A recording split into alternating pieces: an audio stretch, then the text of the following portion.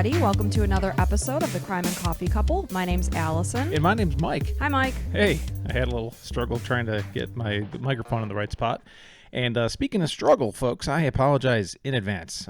For some reason, I could not shut off my brain last night, and I've got like 4 or 5 hours of sleep, and this whole stupid jag-off daylight savings time that we've got going on today. Spring forward. Yeah. Gosh. Does everybody do it or just the U.S.? Like every other country? I truly have no idea, but every year I hate it. Yeah, I'm going to look it up afterwards, but if somebody from like, Australia or UK or any, I was just looking over the countries that listen to us. Australia, pretty good, like following. Nice. Yeah, like all over Australia. Awesome. So, I mean, outside the U.S., it's like 90% U.S., but everybody else, I mean, there's people from all over the place. I think like every continent outside of like Antarctica, obviously. That's pretty cool. And the polar bears aren't listening? No scientists yet that I know of, but if you did, then let us know. So yeah, I'm going to be struggling. Struggle bus. It's all the little things. If you thought I had problems coming up with words before, it's going to be really hard When today. I woke you up this morning, it was pretty funny. Why? What happened? You like startled. Yeah. It was pretty funny. I didn't even know if I slept at all. I'm pretty sure I did. So I was just like thinking about life. And like I was a couple times I laid there. I'm like, this is what Allison does. Yeah. This is you know horrible. what's funny though is my brain doesn't necessarily go crazy. Sometimes I can't sleep. Oh, I was just full on thinking. Like, that's when you need to get up and put your thoughts on paper. Yeah. So that you could just brain dump and then go back to sleep. That would have been very helpful. And I thought about going on the computer and typing a little bit. I don't know if the computer's the best because Probably it's got not. the light. Yeah. I would say pen and paper would be your best. Yeah. I would. And you're like, I took a warm shower. I'm like, when the hell time were you showering last night? I think 1 a.m. So and we get up around 6 or whatever. Oh, yeah. I woke you up at 7. I swear to God, it feels like 3 hours of sleep because I that's think funny. I kept on thinking. And I took, a pill to help me sleep, like just Benadryl or something. And it was, I never do that. So I'm sorry if everybody out there that has sleeping problems, like this is horrible. Sleeping problems really do suck, man. Yeah. So enough about me. How about these cool T-shirts we got on? Oh, these old things? Yeah. I just pulled this out of the back of my closet. I only wear it when I don't care how I look. I only wear it when I don't care how I look. That's says, from It's a Wonderful Life. Yes, there you go. Nice. Violet. Yeah, so we got merch, folks. I don't know if you heard in the last episode or no. Is this the first time we're mentioning it? No, you said you were going to set it up last week. Yeah, and I did. I mean, look by at golly. this guy. He is a man of action. Not only did he set it up, he ordered the shirts for us. We're wearing them. Yeah, pretty neat. I don't even know who you are. You would think you'd get a significant discount or something, but we didn't. So we pretty much pay that. Now, we're making barely anything on the shirts. Yeah. Like $1 maybe, because we want to get the name out there. So if you're nice enough to want to support us, then go ahead. Yeah. Just click the link. And as far as coffee cups, it's really hard. So these cups that we are going to have made have to go all the way up to the top. So I have to have them custom made. So I got to buy like 500 of them or something. So working on the You haven't art. purchased it yet? No. Working on the artwork. Okay, so hopefully, because that's really what people have voiced interest in. Absolutely. So they'll be up soon. Yeah. And also want to say, hey, if you don't want to, spend any money but want to support us for free, good way to do that is jumping on your iPhone or any other device and go into your review center of wherever you listen from us and give us 5 stars. Or if you're on like Apple or Spotify, or I think there's a couple others, you can do a text review too. Those help us out quite a bit. Mm-hmm. Absolutely. Right? So thank you for that. And you're not else? reading a review today. We Okay. told you, folks, it's going to be a tough one for Mike, but that's okay, Mike. I'm here for you. The listeners are here for you. We support you. We love you. Hey, love you too. We do. Thanks, folks. And then I watched you try to make our bed this morning as I was blow drying my hair. I could see you in the mirror. I don't remember that. God, I'm looking at him like, oh, look at him. How sweet. I'm like, I'm going to go back behind him and fix that.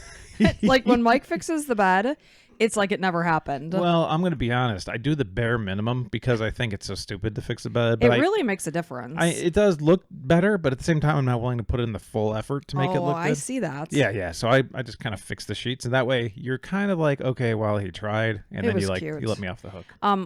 Our house is 1 story, so like if you come into our front door, you could see our bedroom. That's the only reason I make it, just in case somebody comes in. If we had a 2-story house, who cares? Nobody could see it. Sure. But it's not like we are having people over or anything. I see it. No, right. Yeah. One quick thing. Would you say these shirts are a little smaller? Like they run small? I don't know. This one fits me pretty well. What size did you order me? Medium. Oh, I think. oh, if it's a medium, then it runs small. Yeah, so I don't know what I'll check, but mine is extra large. I'm 6'2", 243-ish right now, so mine's extra large and it fits me good, like really good. But if you're like teetering on an XL, definitely Yeah, go then up maybe one. size up. It depends. If you ordered me a size small, it fits perfectly. If you ordered me a size medium, it definitely runs small. Yeah, I don't know. So, oh, we just got a new patron while we're sitting here. oh How wow, about that? look at Well, that! good luck. Wow, live on the air. Who Yeah, knew? yeah.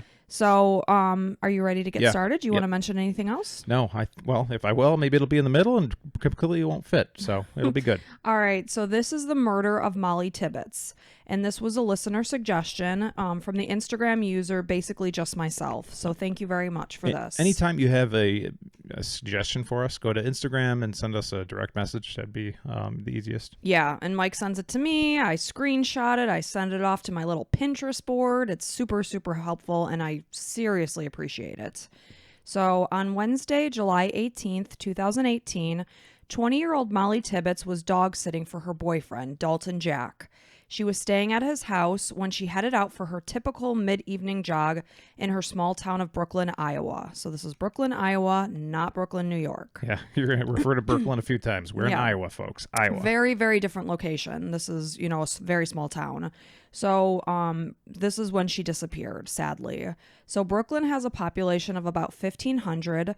It's located about 52 miles to the west of Iowa City. Mollie was born on May 8th, 1998 in Oakland, California to parents Rob and Laura. Her parents divorced when she was in second grade. Mollie moved to Iowa with her mom and her two siblings when she was in fourth grade.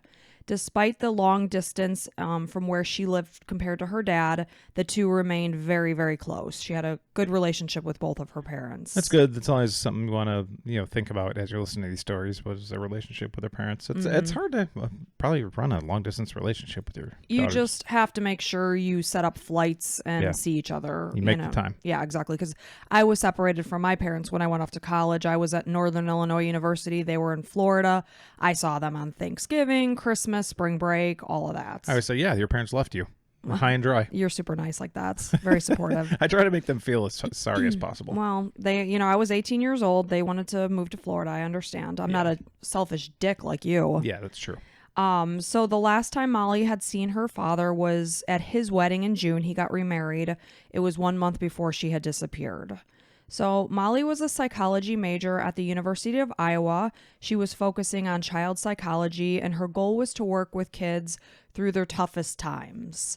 In the summer of 2018, she was working at a children's day camp at Grinnell Regional Medical Center. She was getting ready to begin her sophomore year of college. Mollie met her boyfriend Dalton when they were in high school. It was October of 2015 that they met. He was a football player who was a senior while Mollie was a junior at that time. After a game, Dalton and his friend were hanging out. They were sitting in one of their pickup trucks when Mollie's friend came over to talk to Dalton's friend. Dalton immediately noticed how funny and attractive Mollie was. They hit it off like right from the get-go. Mm-hmm. He knew it, and he got her number. I was thinking you just watched Good Will Hunting. Hey, you like apples? I got a number. How do you like them apples? So they began dating, which involved going out to like a lot of dinners. I remember we started dating around that age, junior year of high school. And I remember we'd go to dinner and see movies and stuff like that. And they did the typical things. They were even just happy to stay home, just enjoying each other's company. I remember sharing the straw for the first time as we both had interest. I think we both had interest. Yeah, we did. We got a Coke at the movie theater. I think we were seeing the Cable Guy. Yeah, Cable Guy. With Jim Carrey. Yeah, that's how old we are, folks. If you've never heard of that movie or you consider it a classic, then yeah, that's how old we are. Yeah, exactly. We're as old as dirt. So Mollie ran track and cross country. She competed on the local debate team while she was in high school. She was very well liked. I mean, people just loved this girl. She was well known in the town. She babysat for a lot of the local families. She was also involved in her local Catholic church. Her aunt described her as beautiful, positive. Mollie graduated high school in 2017, and she headed off to college about 50 miles away at the University of Iowa, while Dalton stayed back in Brooklyn. He lived with his brother and worked in construction. So University of Iowa, Big Ten, big school. Yeah. I imagine it's pretty hard to get into. I'm sure, yeah. She sounds like she was a very driven, smart girl. So Dalton and Mollie made sure that they saw each other. You know, they had the distance 50 miles. That's no big deal. They saw each other on every weekend. They even made time during certain weekdays to see each other too. That's right around that time where relationships start to fall apart or get stronger or whatever they might be. Yeah, So- you and I happened to go to the same university. We didn't necessarily really plan it. No. We really didn't. When I was making my applications, If you didn't make it into something closer, I probably would have gone to like Colorado or Arizona State. sure you would have. Hey, I put it out there. I got You went accepted. to Northern Illinois University because of me? Well, no, also just to be local and stuff. Yeah, Yeah. I think that was more of the case. Well, it's also that sweet, sweet smell of you. That's right. So Dalton felt that Mollie was the kindest and sweetest person he had ever met in his life. You can't say that about me. So Well, yeah, I mean, you're definitely top 20. now that it was summer, Mollie and Dalton were back together in the same town. He was doing a construction job in Dubuque, Iowa, which was about a 2.5-hour drive from Brooklyn. So he asked Mollie if she could stay at his house. He lived with his brother. He asked if she could watch his brother's dog. He last saw her on July 16th. He left town the next day on the 17th. So on the 18th, the day that Mollie went missing, she sent Dalton a Snapchat at some point. He didn't get around to opening it until 10 p.m. He could see in the photo that she sent her, or him, I should say, that she was inside at the time. He woke up the next morning to his cell phone resting against his face. He had fallen asleep before he had a chance to respond to her. He texted her good morning, and when she didn't respond, he texted her again at noon, and once again, he didn't hear back from her. So he just chalked it up to her being busy. He himself was busy. You know, he was doing a construction job. He was distracted. So Dalton also got a phone call from Mollie's coworker that day, and she let him know that Mollie hadn't shown up to work and she hadn't called in sick. And this was not characteristic of Mollie. No. So that's really when, you start to worry. So Dalton began to reach out to family and friends asking if they had heard from Mollie as he and his brother made their drive back from Dubuque to Brooklyn. I can't really blame him about the being distracted thing because they're young and you might just think, okay, well, maybe she's just doing something. Maybe you could always have difficult, maybe she just doesn't want it. Maybe I made her mad or whatever. I can't think about it right now. I got to do my work and then I'll figure it out later. The only time I'm persistent too when I'm messaging you is if I'm waiting on an answer, because we'll text each other like random thoughts throughout the day because we're both very busy throughout the day. And I wouldn't say, unless I was asking you a question and you didn't get back to me, that I'd be like, where the hell is he? Right. So I'm sure he was just like, oh, good morning. And, he starts working his construction job. So he wasn't very worried. And he even said that as he was making his drive back with his brother from Dubuque, even at that time, he wasn't overly concerned. He thought there was going to be a good reason why she wasn't responding. Well, unless you're a true crime listener, you aren't thinking the worst. Exactly. So he felt like she would show up with a good explanation. So Dalton called Mollie's parents, who contacted police to report Mollie missing that day because nobody had seen Mollie. So this was on Thursday, July 19th, that she was officially reported missing. A neighbor remembered seeing her at around 7:30 p.m. on the 18th when she would have set out for her normal jog. And this neighbor recalled that Mollie was wearing gym shorts, a black sports bra, and running shoes. Dalton's house was on the edge of town, just where the pavement turned to gravel, and Mollie was described as a creature of habit. It was her routine to take her daily evening run through town. She would go always before dark. And the community came together with hundreds of people coming out to comb the rural woods of Poweshiek County. And of course, it's a small town. Everybody knows Mollie. Everybody's going to band together to try to find her. Seems like she'd be somewhat popular, confident enough to go up to football players, her and her friend, those kind of people that, just kind of have that confidence and sounded like she was really nice and always on time and yeah, things, so. And you could tell from her picture she was like always smiling, silly, stuff like that. And I remember one of the investigators I heard in one of his interviews, he was like, I've never seen such nice text messages on a person's phone. Aww. Like every text message and every interaction was just so nice. A lot of these stories unfortunately blend together because they're all so horrible. And that I've never heard that before. That an investigator said that her text messages were nice. They really stood out to him. So, everybody's coming together. They're looking for her. Thousands are sharing Mollie's story. Pictures of her are on social media. Missing posters fill the windows of every downtown storefront on Jackson Street. And her brother remembers thinking, like, how surreal it is to be in a store and see your sister's face attached to a missing poster. Like, they couldn't believe that this was the reality. Oh, yeah. You're always in there like, I hope they find that poor person. It's like, that's my sister. This is my person. Yeah. So the sign described Mollie as 5'2", about 120 pounds. She had long brown hair and brown eyes. The area is surrounded by farm ground with corn and soybean crops. And of course, she's going missing in July. This is high time in Iowa. Yeah, corn is like, 7 feet tall, basically. At this point, it was about 8 or 9 feet tall. Yeah. So the fields where they were combing through were very, very dense. It was hard to get through. They said we could basically walk on like every other aisle of the cornfield. It's so thick. Like, it's not like what you're seeing on a ghost movie or something, because that's when it's dried out already. This is like the biggest and thickest the corn is. Well, what do they say? Knee high, or high as a grasshopper's eye or something. 4th of July, high as a something. An elephant's eye or something like that. It grows very quickly. We're from Illinois. There's a lot of cornfields there. So, I could very much relate to this. We went to college in the middle of like corn town. So much corn, they gave it away for free during a fest. We had a corn fest at the start of college in August. So, this is like their booming time with the crop growth. So planes and drones are trying to assist in the search, but it was very difficult because when they're looking down on the cornfields, they don't see anything but the tops of the stalks. Yeah, just green and yellow or whatever. It's not like they could look in between the rows when they're flying these drones. So it was not an easy task. You think because, the technology, you'd be able to find it quicker. But yeah, I guess it's like a forest, a dense forest. It is very much so.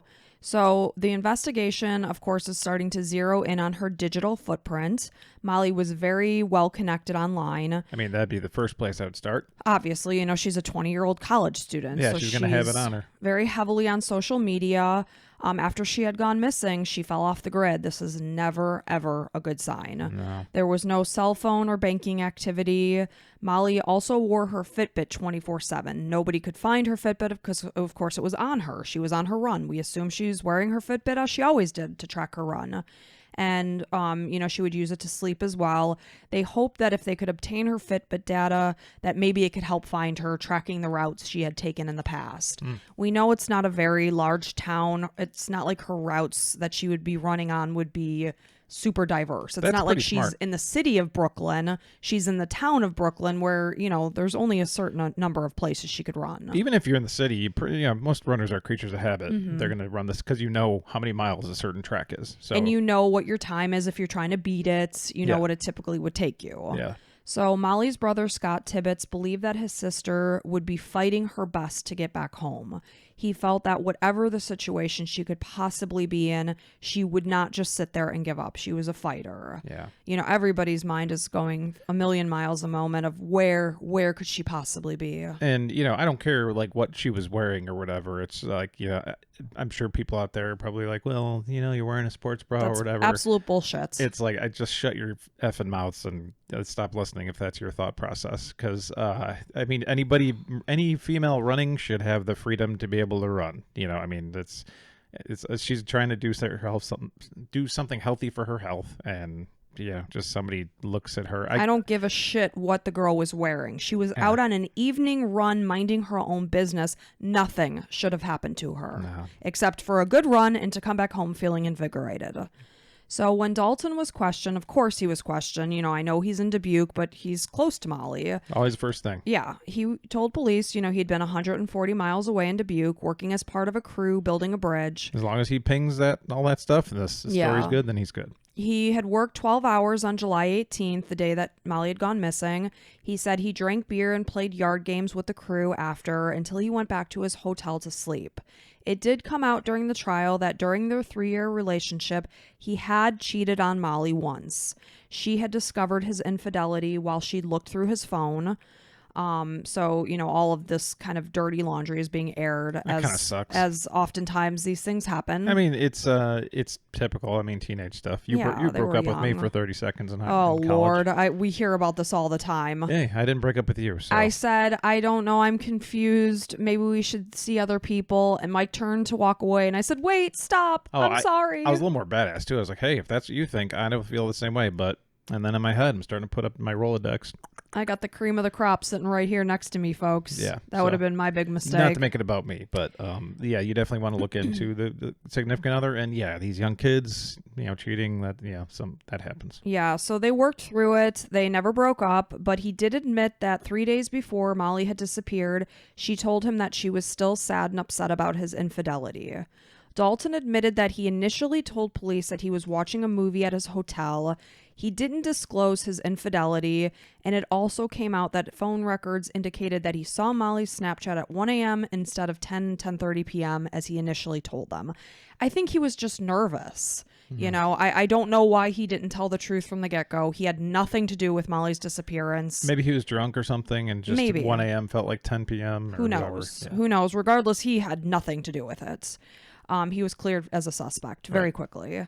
So police canvassed the area near Mollie's house, her typical jogging route, as well as where she worked. They visited every single home in Brooklyn, every farm building, every barn and shed was searched. As the days went by with no sign of Mollie, Dalton continued to text Mollie, telling her how much he loves her, how much he misses her, and wants her to come home.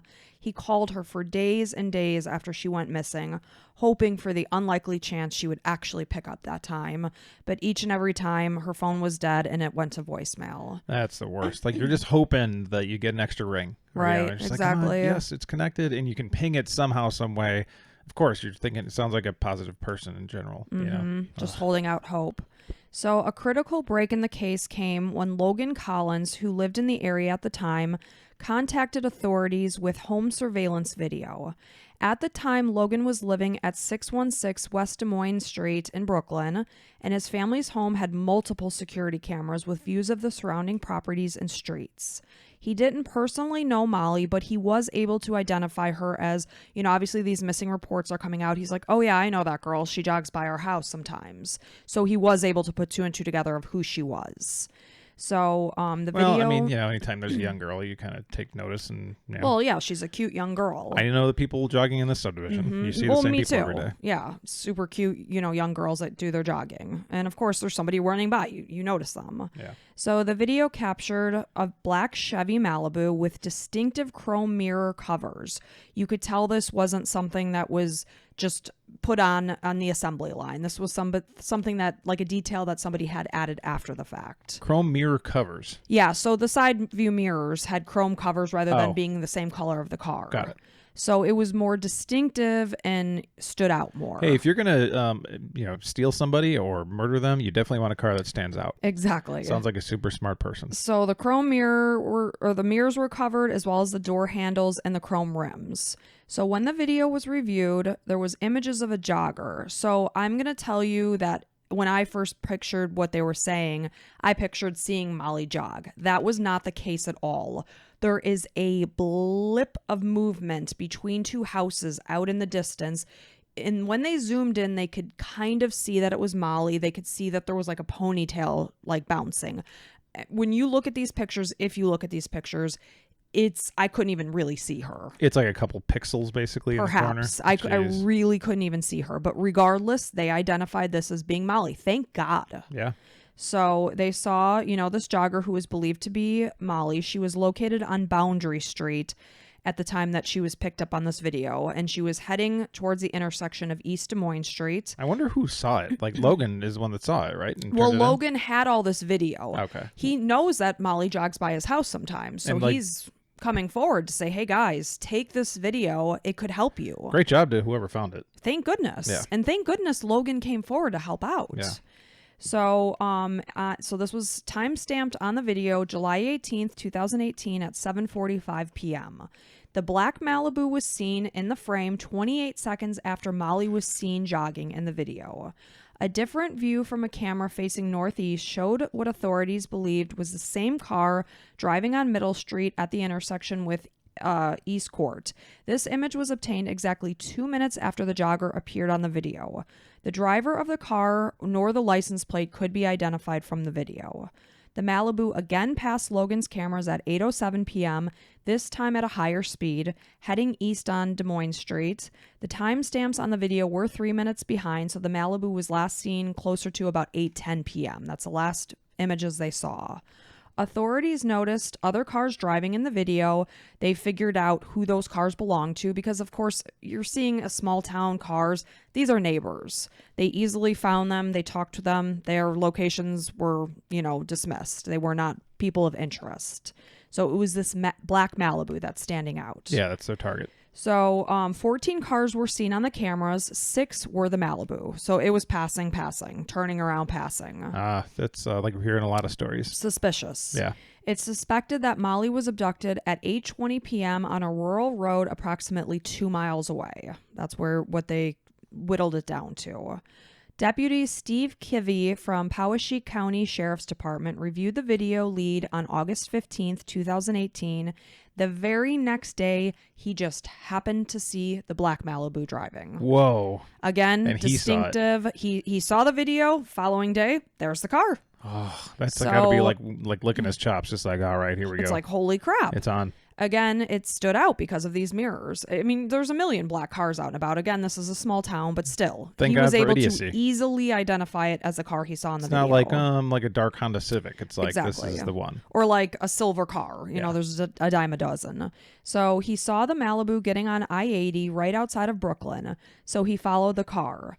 When the car stopped and Officer Kivy got out, the male driver was already out of the car. This was 24-year-old Christian Bahena Rivera. Officer Kivy said that this person was calm. They were very polite, but it was very clear that they spoke little English. An older gentleman just happened to be nearby who spoke Spanish. He translated for Officer Kivy. So he was asked, do you know about Mollie? He said he had heard about her, but denied having anything to do with her disappearance. He gave the officer his birth certificate as his ID and provided his place of employment as being Yarrabee Farms as his address. So not only did he work there, he also lived on the property. So Yarrabee Farms is owned by, or maybe it's Yarrabee. Yarrabee Farms is owned by the family of prominent Iowa Republican leader Craig Lang. They allowed Rivera to live on the property rent-free.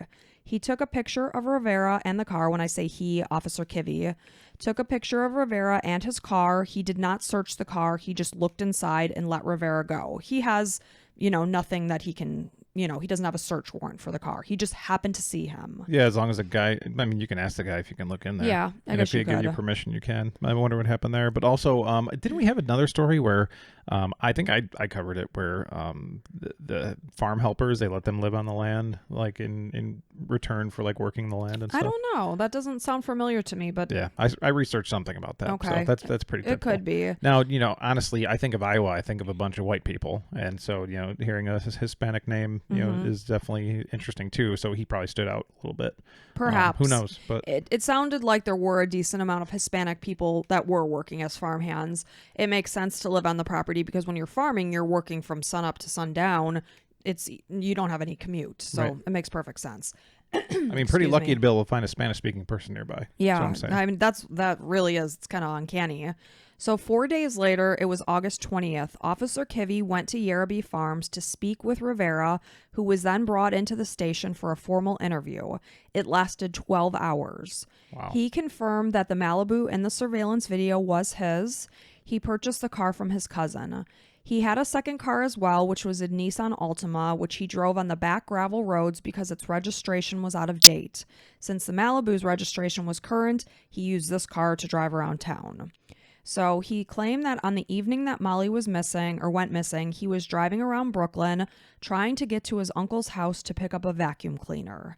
He said he passed Mollie 3 times while she jogged and she waved at him once and he found her hot. That's what he told the police officer. That's when the police officer raises his eyebrows. Like, okay, interesting. We got a little extra here. Yep. So he said he got out of his car. So now he's implicating her and himself in what happened. Mm-hmm. He said that he ran alongside her. He said that she grabbed her phone and threatened to call the police. They started fighting, and according to him, Mollie slapped him. He said that he got so mad that he blacked out at the threat of her calling the police, claiming that this happened often when he got upset and angry, meaning he would black out and not have any recollection of what happened in those moments. I think I knew one person that happened to. Wow. And I don't like that person at all. That's a little scary. It happened at work, and like he got so mad. I'm just like, okay. And I was his manager. I'm like, man, if he hits me, he's gonna be fired. Like, And this is crazy. he said he blacked out? No, but he was kind of known for that. Like he had some history. This person. Do you know who I'm talking about? I'm kind of certain. Yes, I do. Yeah, the place I worked at the longest. Yeah. So, yeah. That's scary. And you could kind of see it in his eyes that he just blacked out. And he had a history of doing things, and he'd just be like, I don't even remember doing it. I mean, that's where you need to get some anger management happening here. Right. And there's absolutely mental stuff going on there. Absolutely. So he said that the next thing he knew, he woke up inside of his car. It was parked in a rural intersection. He made a U-turn and drove to the entrance of a cornfield. At one point, he looked down. He noticed one of Mollie's earbuds was in his lap, and he realized that he had Mollie's body in his trunk. He said he went to the trunk and saw that she had blood on the side of her head. He took her body out of the trunk, placed her over his shoulder, walking about 20 meters into a secluded part of the cornfield, which I'm assuming is most parts of the cornfield are pretty damn secluded. If you see the videos, like they actually, in one of the videos I saw, it took her run path exactly as she would have gone that night. Oh, wow. I mean, it's a very small cornfield town. There's a lot of secluded parts. Yeah. So he left her laying on the ground of the cornfield face up. Rivera took Deputy Kivy to the cornfield at 5 a.m. on August 21st, and then her badly decomposed body was located. So terrible. Man. She was covered in corn stalks. Only her running shoes were visible, so you can tell he tried to hide her body. Yeah, and probably would have been hidden for a long time until they had to harvest. Oh, man, I don't even want to think about that. I mean, it's just terrible. Yeah. So her body was uncovered, and she was wearing only black socks and her pink sports bra. Her legs were splayed open. Her black shorts, her underwear, and her pink headband were found 34 feet further into the cornfield. There were absolutely no signs of sexual assaults. Oh, really? Yeah, no. So why he took her shorts off, I have no idea. Oh, wow. I truly have no idea. I mean, it doesn't make things any better. No, of course it doesn't, but it's just something, You totally expect that because of many of these the things. way that, she was killed and found with her shorts off. An autopsy found that she had been stabbed 7 to 12 times in the chest, ribs, neck, and skull. With what? Some sort of knife. She had died from sharp force injuries. The murder weapon was never found. A judge ruled that the statements that Rivera made during his interrogation, in these 12 hours that he spoke to police and basically said everything, could not be used during the trial because the officer who was with him during the interview left out the blip in the Miranda rights about statements that can be used against him. Oh, my God. That's like, I guess, it's like the one little thing, man. That sucks so bad. It's why it's important, I guess, to say the right things legally. You have to. You have to cross your T's, dot your I's, like with a fine-tooth comb. I mean, it was one little blip left out of the Miranda rights, and because of that, this couldn't be used. However, I will tell you, he gets justice. Okay, thank God. Just to let you know. So both of Rivera's cars were searched and processed because we know he drove the one in the back. Obviously, they're more in tune with the Malibu. They know that's the car he would have put Mollie's body into. And, the Malibu did contain various items in the trunk. Blood was found on a football, a 2-piece fishing pole, and the rubber seal above the license plate, as well as on the carpeted walls of the trunk's interior. All of these things matched Mollie's DNA. So during the trial, Rivera changed his story. He denied having anything to do with the stab wounds to Mollie's body that caused her death. Yeah, I just ran with her and she slapped me and all this stuff, even though everything we heard. So I guess he's trying to take his opportunity to try to... because they can't use that in the trial. Oh, man. I mean, he was given a golden opportunity. Let's hear how this dumbass jagoff screws it up. He spun a tall tale here. He claimed that 2 armed men wearing black face masks covered with their faces covered with stocking caps showed up to his trailer after his work shift. The men directed him to get into his car and drive. This is when they just happened to pass Mollie as she jogged, Oh, my God. When they saw her, these 2 men ordered him to stop. He said that a man with a knife got out of the car and walked down a rural road and was gone for 10 minutes. The second man who waited in the back seat started to get nervous. When the man with the knife came back to the car, he and the second man loaded something into the truck, or into the trunk of the car. They directed him to drive several miles to a rural area, turn off the car, wait a few minutes, and leave. He didn't know their identity, but he claimed that they knew his ex-girlfriend and as well as his young daughter, and they said that they would harm them if he ever told anyone about what happened. He said that the two men left on foot down the road and he never saw them again. Wow, pretty crazy. I know. It's got to be crazy to be a cop that's like, you just told me everything that happened, and now like, you're just making up some bullshit crazy story. Absolutely absurd. I mean, there had to have been a spot, I don't know if you'll tell us like why he turned, but where the cops were probably questioning him like after that, and like no cameras or anything, and be like, listen, man, you little piece of shit, if you don't come out with your story, we're going to have our friends like Bill and Terry and Fred beat the living shit out of you, and you're going to die in jail. I promise you that. Or you're going to come out and change your story back. Well, I mean, hopefully that's this what is happened. all coming out in the trial. This is all my fantasy in my head. So he said then that, obviously these men left. They were on foot. He never saw them again. He said when he looked inside his trunk, he saw Mollie's body, which he carried into the cornfield. He said he covered her body with the corn stalk so that she wouldn't be too exposed to the sun. What a sweetheart. So nice. Yeah, I mean, he just wanted a proper burial. Yeah. He said that he left her phone, her Fitbit, and her earbuds on the side of the road. From what I read, they never did find her Fitbit or her phone. That's my understanding. Interesting. He said he lied to the detectives during his interrogation about the story he initially told them when they questioned him on August 20th because he feared for his daughter's safety. I mean, he had to spin up this whole story and make sure it was as close to ironclad as possible, that it's within reason, you know, and then hopefully can try to convince a jury that it's not complete horseshit. He said he brought police to Mollie's body because he was tired. He wanted the 12-hour interrogation to end. He told police that he grew up in southern Mexico and came to the U.S. illegally when he turned 17. He crossed a river into Texas in an inflatable raft with 10 others. He immediately came to Iowa where his uncles had settled, and he had gotten a job at a dairy farm. He worked 12-hour days. He avoided the police at all costs for fear of deportation. He never had any interaction with the police until Mollie's murder investigation. His paychecks were received under the name of John Budd.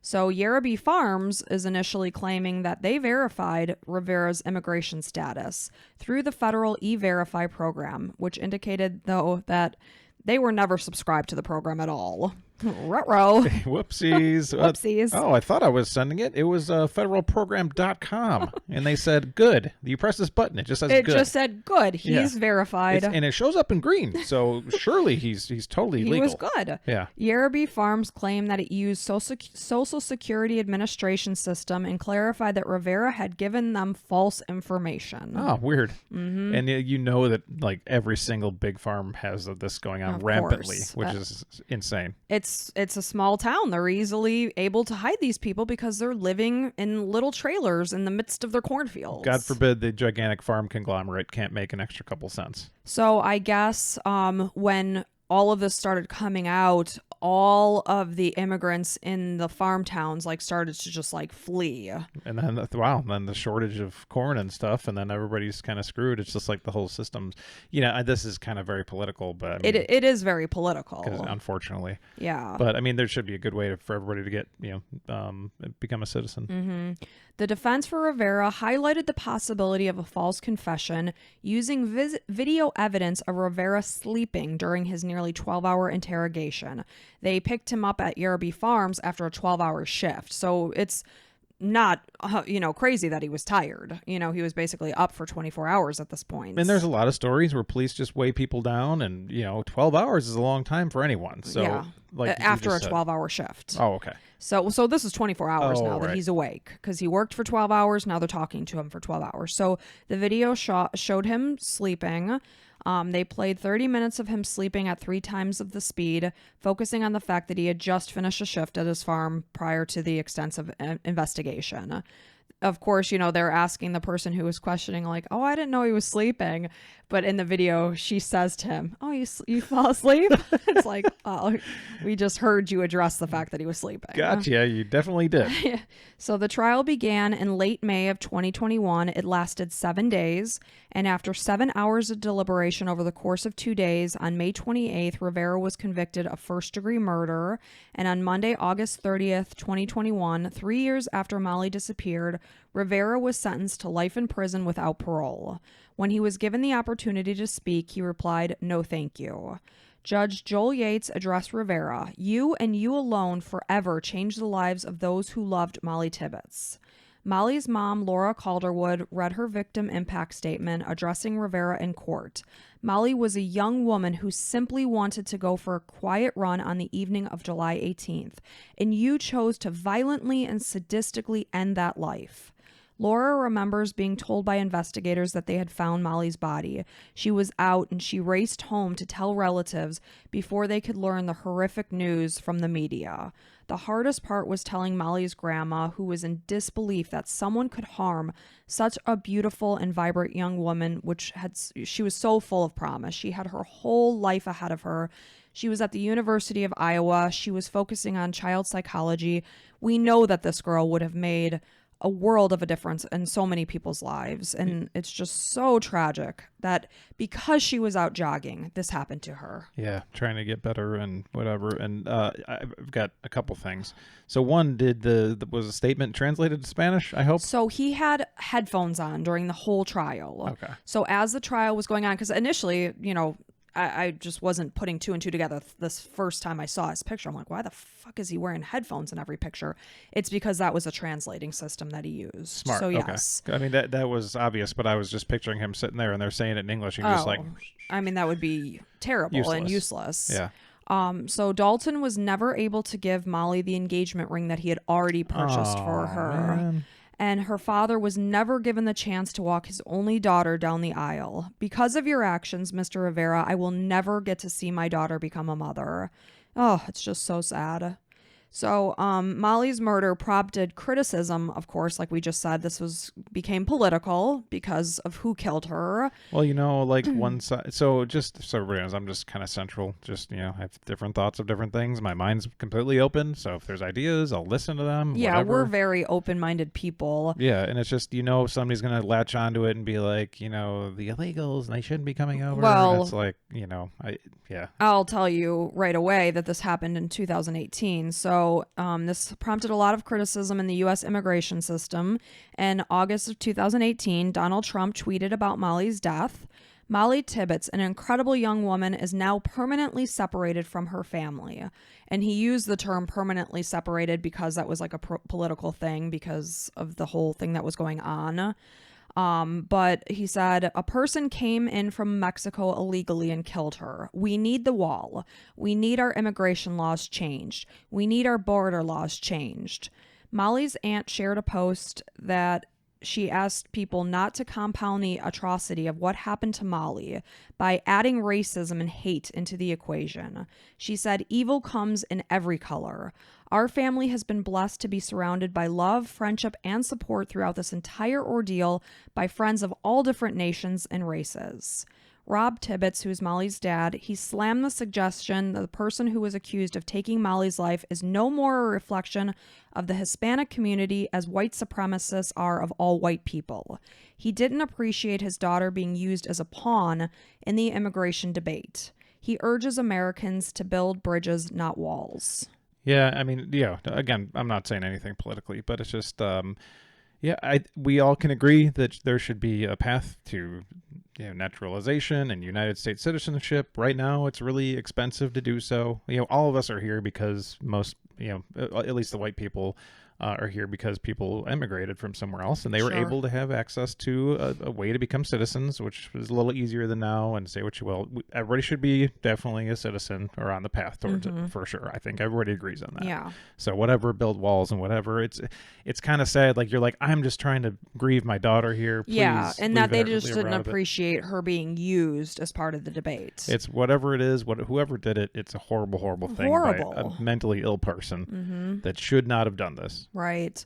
The weird thing is, from my understanding, he never had any records against him. Like, what possessed this man to do this? It's just one of those crimes of passion or whatever, and it just takes a second for somebody to snap. Maybe he's, he's never been caught. Like, there's not there. You know how there's, like, we always say there's no history, but it's like, yeah, I mean, there's plenty of people walking around the streets now that have no history, but you walk by them, it's like, this guy probably needs some help. I mean, what prompted you to stop your car, get out of it, and start jogging next to this girl that you didn't know? And if anything, to poor girls out there, you feel something, just run, man. Just as fast. Nothing Mollie could have done differently. Just, if anything, her story can hopefully help somebody just get the hell away from something. So Mollie's murder sparked a nationwide discussion about the risks women face when running outdoors. Women began honoring Mollie with Miles for Mollie movement, showing that they will persevere. That was something as I was typing. I'm like, I, for the life of me, can't say the word persevere on the I always first think time. preserve. Yeah, me too. Yeah. Persevere despite the horrific loss. Before Mollie's murder, Runner's World magazine conducted their first survey of the types of harassment women in the U.S. experience when out running. The 2017 survey showed that 43% of women experienced harassment while running, and it was any kind, like catcalling. Somebody driving by, teenagers like, woo, baby. Yeah, just, unwanted attention. Like, I just want to fucking run. Leave me the hell alone. And the number rose to 58%, for women under age 30. 94% name men as the primary perpetrators, and only 4% of men report the same. So we're looking at around 58% of women who are under 30, whereas 4% of men can go out and get harassed, and the other 96% can freely be out and about without being friggin' catcalled or talked to or somehow harassed. Yeah, I mean, like, there's, like you said, cute girls that run around this subdivision, no doubt about it. 100% somebody's catcalling. Like, what the fuck? It's tough. It's hard enough being a woman as it is, and when I'm jogging at night, all I'm scared about is some kind of monster coming out, or like a vampire, like an alligator or something like that. It's more likely in Florida. Mostly monsters and vampires. Okay. And it's my story, so I'm going to stick with it.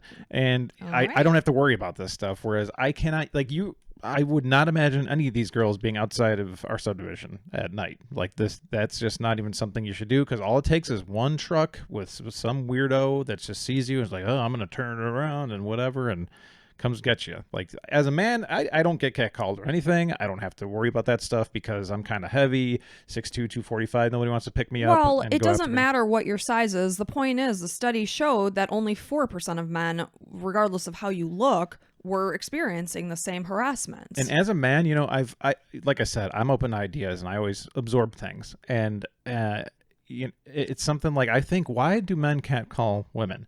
And I don't know for sure, but it's got to be something like, we want you to know that we think you're hot, and we want that attention where it's like, you look at us. Like, do you think we're going to look at you and be like, oh, hey, how's it going? You want to go out? No, and we don't care. And not that I catcall girls at all. Like, in the past, whatever, teenagers being stupid. No, I don't even think you did that when you were a teenager. No, like, maybe girls I knew at high school would be like, what's up, girl? Well, obviously. for a joke, yeah, yes. Yeah. But you Can I weren't, holler at you? You weren't out catcalling women you did not know. No. Never. So, but, I mean, as guys, we'd be like, oh, she's cute. Oh, she's hot. Of course, right? Well, sure, but you're human. As a man, I think about it. Like, it enters my brain sometimes, like, wow, that girl's pretty. And then I think a guy just wants to be noticed. Like, they want to make that connection. So if you hear that, don't look. Like, that would hurt a guy more than anything. If you look and give the finger, that's almost like like a troll online. If somebody's like saying dumb shit to you online, engaging with them is the worst thing you can do. Right, because they're getting that validation. So speaking as a man, just pretend like you heard nothing. Yeah. Or somebody revs their big stupid truck, don't even look. No, they want the attention. Right. So when Mollie's case was covered in the media, many asked the question, why was she running alone? Which implies that she was doing something wrong and shouldn't have been. Oh, there's always those fucking people. I just want to I want to punch them in the Whoa. I hate it so much. Like, why was she? Because she's a person that wanted to run. Like, are you supposed to call somebody and be like, hey, I want to run. Can you please come with me? I'm taking my microphone away from my face because it's so infuriating. Because she's a human being that wants to run and not be fucking killed while she's running. Exactly. And what needs to be focused on is that she shouldn't have been harassed in the first place. No shit. When Runner's World article was published about this whole survey, responses range from all runners get heckled or buy a treadmill. And that's actually what one politician said. Yeah, you should buy a treadmill. Ugh. Like, you're an asshole. There's so many idiots and dumbasses and gosh. There have been many conversations about how women can protect themselves when out running, being aware of people in your vicinity, avoiding wearing headphones if you're in a secluded area, taking self-defense classes. Mollie's tragedy echoed similar cases. In August of 2016, 3 female joggers in the U.S. were murdered over the course of just 9 days. Jesus. Each one was on a route they'd traveled before. Each one was out during the day. Oh, and during the day. During the day. Holly Curl, founder of nonprofit Stop Street Harassment, which is a group that focuses on ending gender-based harassment in public spaces, feels that the conversations need to start in schools with boys and young men to really work on redefining masculinity.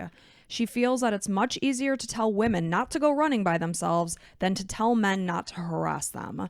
And obviously, these are conversations we need to have with our boys. Like, you don't do stuff like this. And the reason, you have to give them reasons, in my opinion. I don't know for sure, but I need a reason when I'm told something. Because you respect a woman, and she's not an object that you're out to hoot at. But to me, it would help me more knowing how women feel when that happens. Oh, yeah, for sure. If I was telling our son, I'd be like, you don't friggin' do that because she's not an object, which would make her feel, like a piece of meat. Now you're getting to it. And it's more about feeling like less valued. Yeah. Like, so that's the deep feeling, I think, that I want to prevent. Like, when you catcall, you're only thinking selfishly of yourself.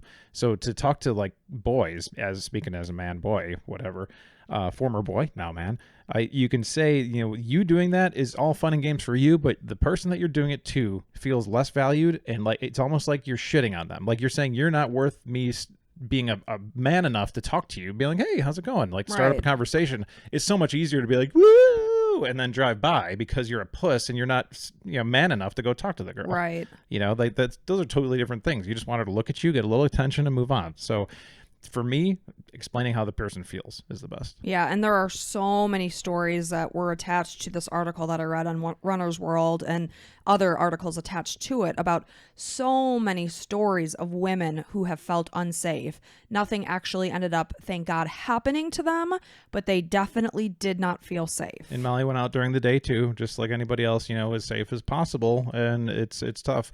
Now, being open-minded, I could maybe the politician that said buy a treadmill, maybe he was thinking like the only safe way is buy a treadmill, like 100% safe, which is true, because you go out, you're putting yourself out there, but it's nothing on Mollie's part whatsoever. No, Mollie has she didn't do anything wrong, but I do understand because I work out in the morning before the sun is up, and I do use our treadmill like 5 days a week because I don't feel safe, and that's sad. And like even at the gym parking lot, I go to the gym 5:30, 6 in the morning. There's some cute girls walking in, and it's kind of dark in some spots. It's like they try to light it as good as they can. It's just I can't. I feel for women out there. It's just sad that as a female, we have to fear being out and about because somebody could do something to us. Yeah. Like Mollie, who was in her small town of Brooklyn, Iowa, and went out for her nightly jog, minding her own business, and never came home, and is never seen again, and is never able to get married and live her life and go on because she went out for a fucking jog. Some guy that got enraged and blacked out, quote unquote blacked out, so and now he says. now her beautiful life's gone forever. He says he remembers taking her out of the trunk. He does not remember putting her in the trunk. Yeah, and not saying that's story. Not saying that's valid or not. No, but it doesn't matter. But yeah. Anyway, that is the horrifically tragic and sad story of the murder of Mollie Tibbets. Well, thank you for bringing it to our attention. And yeah, it's nothing about political. I mean, just it's really sad. It is sad. You can't just be out running and enjoying yourself. It is. It's tragic. Well, thanks for bringing that up. And by the way, your shirt, we were talking about it earlier. It's a small. Okay, so I would say it fits somewhat standard. Yeah, mine. It's good. It's not like it. I wouldn't say it runs small. It's just like you mentioned my arms. Yeah, well, I mean, you're a bigger guy though. I would say, like you're kind of built like a big chest. You're built like a linebacker. My boobs might be bigger than yours. I think they are. They're getting smaller. Yeah, but... you're. What do we say? In Seinfeld, is it the bro or the man's ear? Yeah. I could use like either that. one. I think would be nice. Well, Fred Costanzo was it Frank? What the hell am I even talking about? Did I sleep last night? Frank Costanza will make you your bro. Yeah, so that'll be good. We do want to say, if you like what you're hearing, then go ahead and become a patron, support us, or you could even get some bonus episodes. We're up to, I think, 20 bonus episodes now. Yeah, it's up right there. around there. So I mean, you sign up, you have access to at least half of them. Depends which tier you choose. And then I want to say thank you to our new patrons that came along.